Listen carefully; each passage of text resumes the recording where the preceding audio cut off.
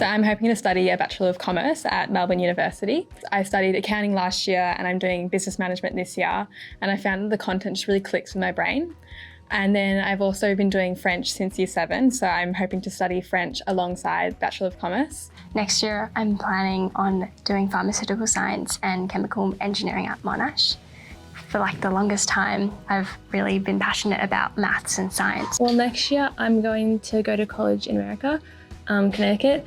And yeah, I'm hoping to do a 3+1, which is like a 3-year business degree, and then 1 year of an MBA, so instead of doing like a 6 years.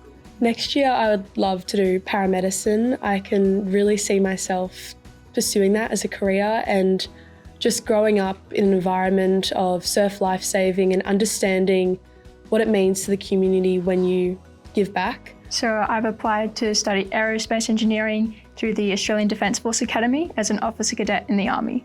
It's a typical university degree. Engineering, it's 4 years, but alongside that, I'll be doing Army training as well. I'm hoping to get into a Bachelor of Fine Arts acting.